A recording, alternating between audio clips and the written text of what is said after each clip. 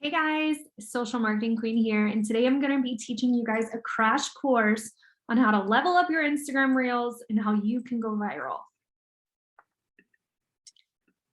So let's learn how to create viral Instagram Reels.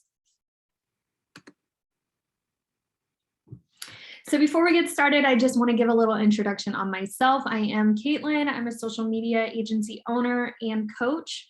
I have over 13 years of social media marketing experience, and I've grown my account to over 90,000 followers in a very quick amount of time, utilizing the power of Instagram Reels. I've had over millions of Reels views, and I've helped thousands of brands reach their Instagram goals as well. So first, let's talk about the facts when it comes to Reels. Reels are Instagram's newest feature. They are short form video. They're less than a minute long, although I have heard that they are testing longer form. Of course, Adam is coming up with different updates every day. IG prioritizes Reels content. So you will see about 67% more engagement with Reels than you would on a regular video. So I would definitely recommend utilizing Reels over video as much as you can. So what's the difference between an Instagram Reel and an Instagram video? That's a great question that I get asked a lot. So an Instagram Reel is going to be 60 seconds or less, whereas an Instagram video can be up to 60 minutes long. Instagram Reels have a built-in editing feature. Instagram video does not. IG tends to favor Reels and will promote them over video, so you're more likely to show up on the Explore feed if you're playing around with Reels versus a regular video. Not to say regular video isn't good to post every now and then. I do recommend using all of Instagram's features, but Instagram Reels is being prioritized, so I recommend getting on that as much as you can. So what makes a good reel? A lot of people ask me this question, so I'm going to break it down for you. There are 6 things that I look for in a reel when I'm teaching my clients or my classes. This is what you want to focus on when you're doing reels. So you want to focus on the timing, the headline and hook, transitions, your audio choice, the value of the content, and then your call to action. So let's get into it. So the timing of the reel is very important. Like I said, they are going to be testing longer form reels, kind of like TikTok, but for now, they can only be up to a minute. I recommend sticking in between 10 to 15 seconds. That's typically what works best for me. Some of my reels that have gotten over 1 million views are usually the shorter reels. I don't think a 30-second reel has ever went viral for me. They've all been shorter than 30 seconds.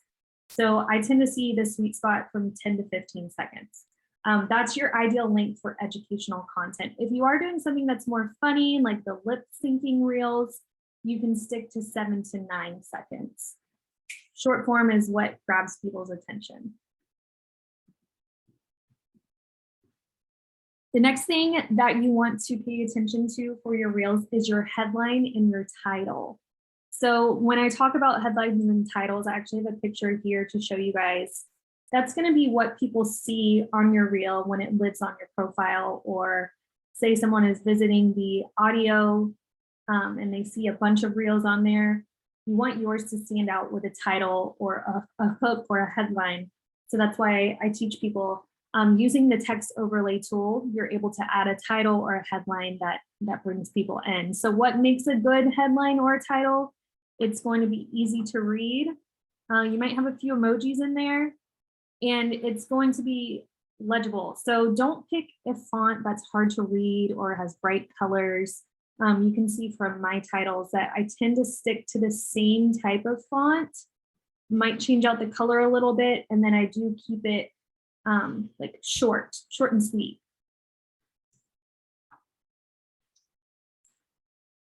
It's really important to know that 85% of video is actually watched without sound. So that's why you want to, use the text overlay functionality so that if people are watching your reel without sound, they're still going to get value from it because they're able to read the caption. You can do this by using the caption sticker. If you record your reel and then when you go to edit it, you can add on stickers. You should see the caption sticker there, or you can do it manually by typing it out with the text tool. You will need to know how to add and remove text throughout the video. I do have a tutorial of that on my Instagram profile, but just make sure your text is easy to read, short and sweet, it solves a pain point, and it's relatable.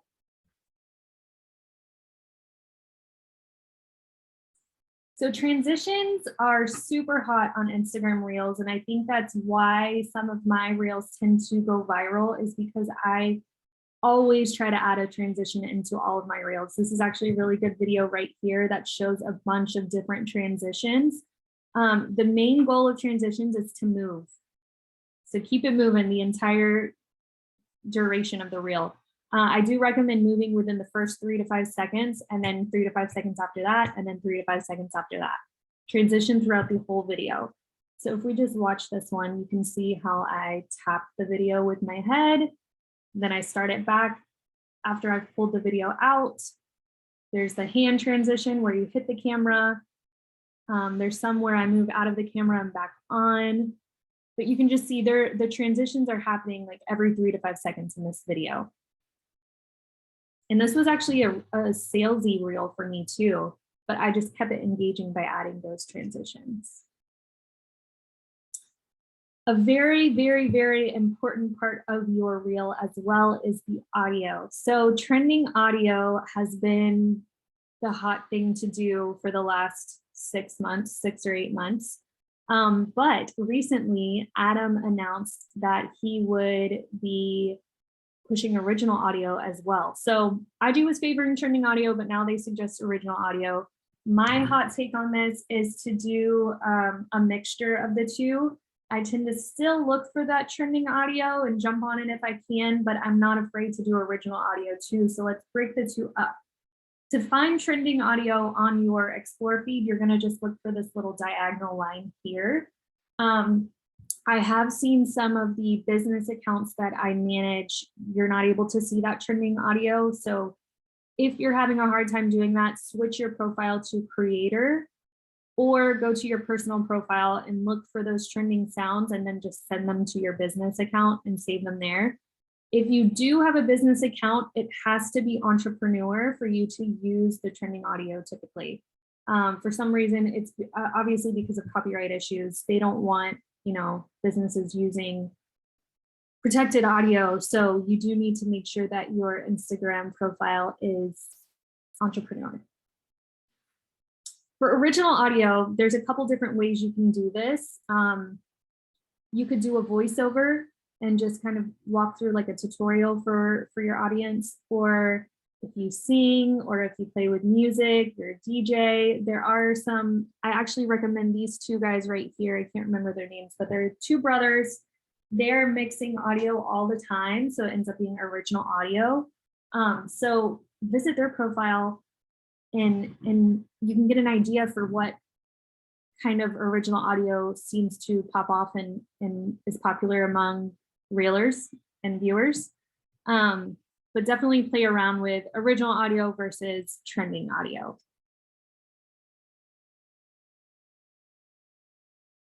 I also want to point out how valuable your content needs to be for people to watch it.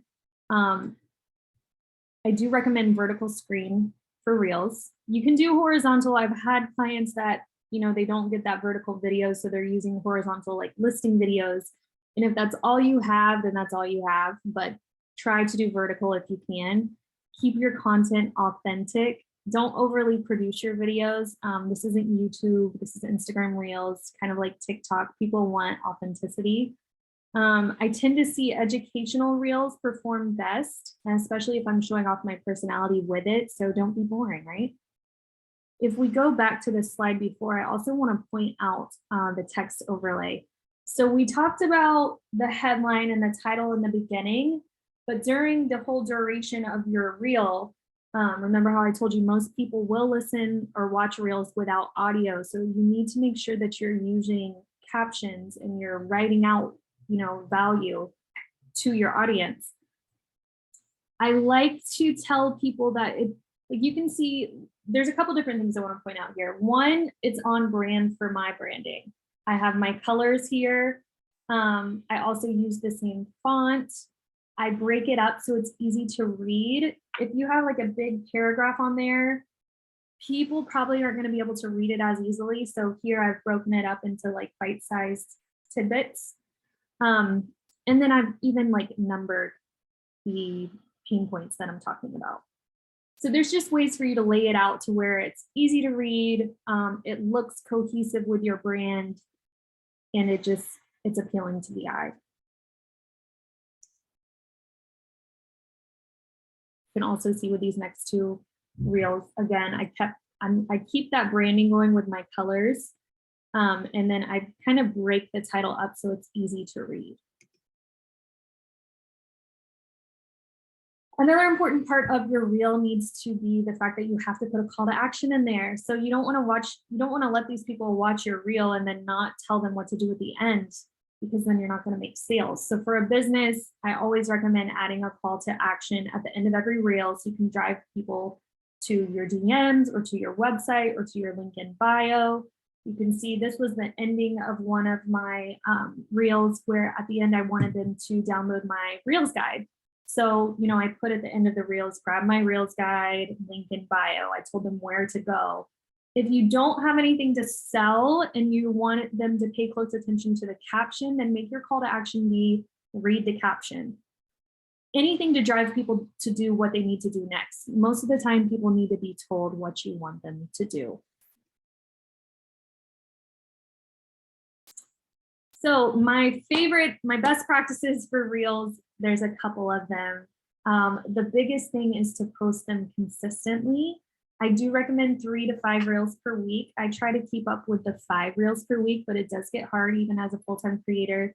So if you can just do 3 reels a week, that would be great. You can batch record if you don't have time throughout the week, you know, take an hour on your Monday, save a few reels that you liked from your newsfeed and batch create them. Another best practice is to include hashtags in your reels. Don't overdo it with the hashtags and don't overthink the hashtags. I would recommend like 3 to 5 hashtags in your reel. Make sure that it pertains to what your reel is about. Use keywords.